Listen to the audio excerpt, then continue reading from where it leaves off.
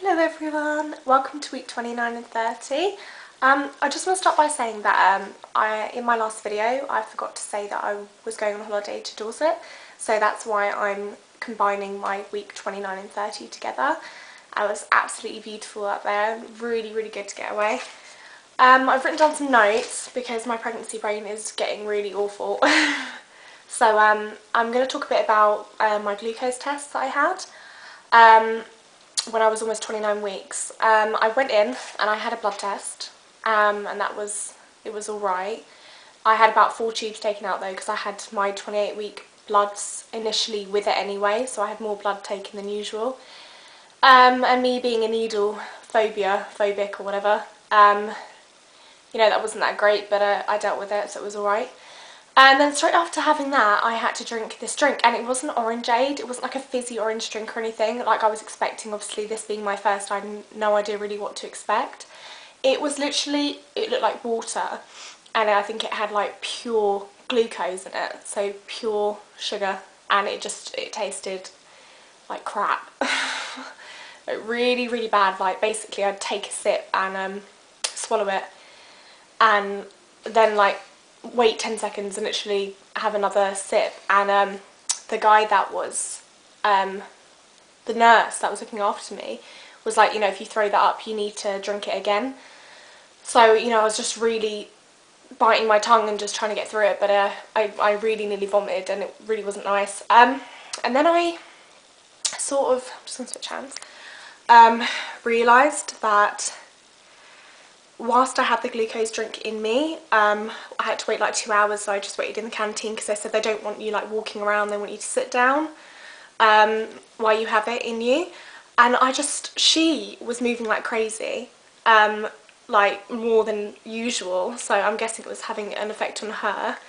And I was like, I went on such sort of a high because I had nothing in my system because I had fasted since like 12 the previous night.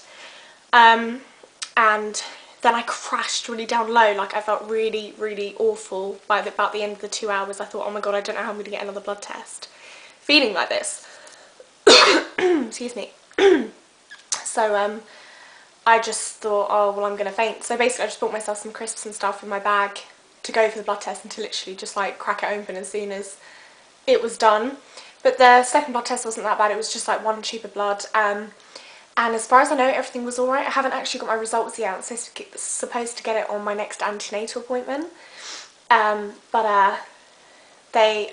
haven't got it until the 14th of April.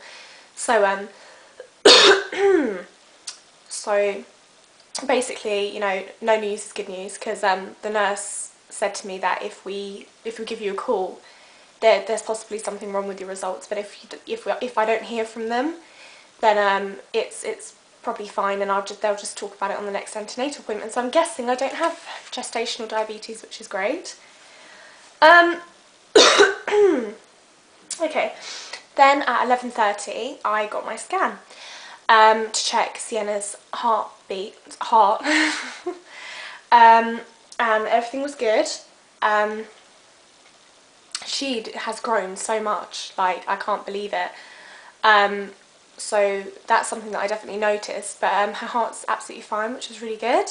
And if there was any abnormalities, apparently it would have showed itself by now, so that's great.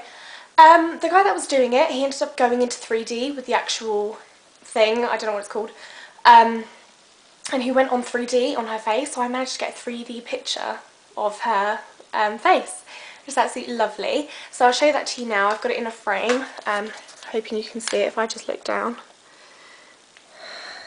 So there she is, my little bubs, and that's it.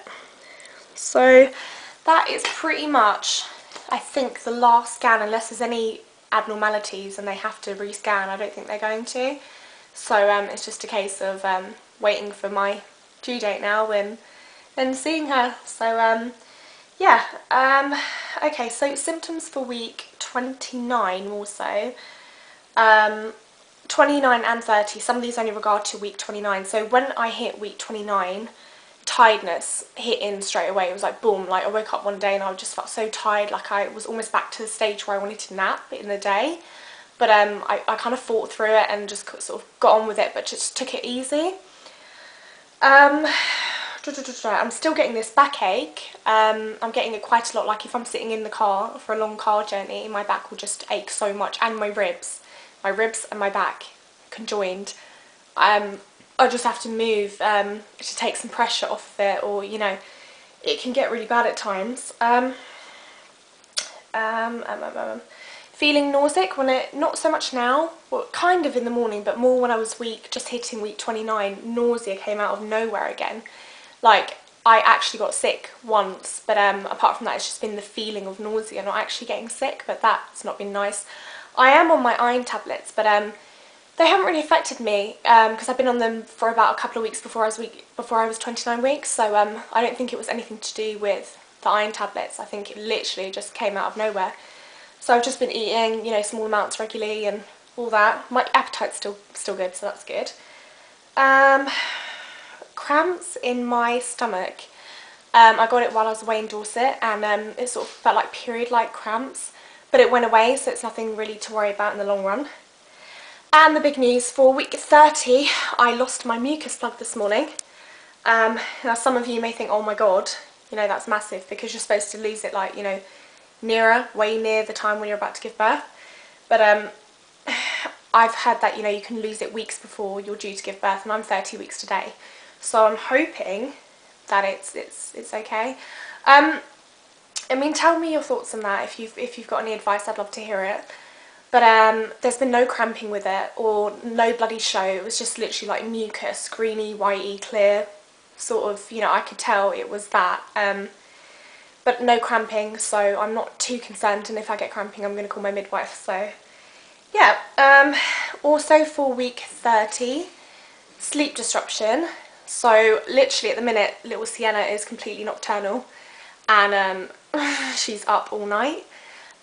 She sleeps most of the day. She's awake in the early hours of the morning, then the morning when I have breakfast, and then she's pretty much asleep all day, apart from the evening when I have like a big dinner.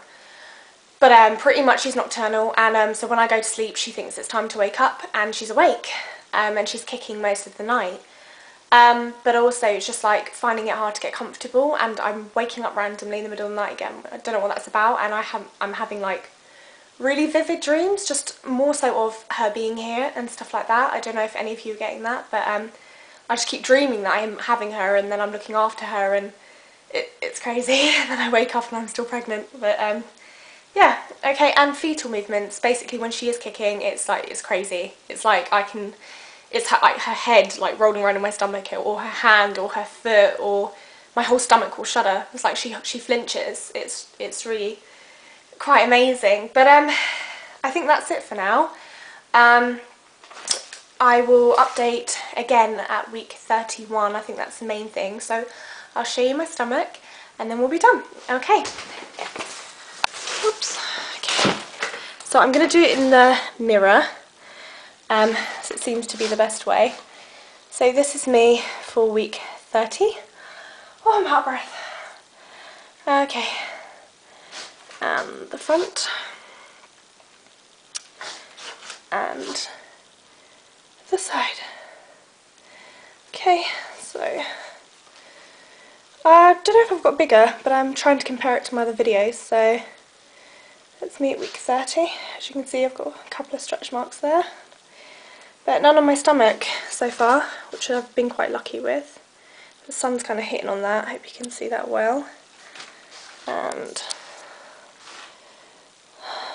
then that side as well.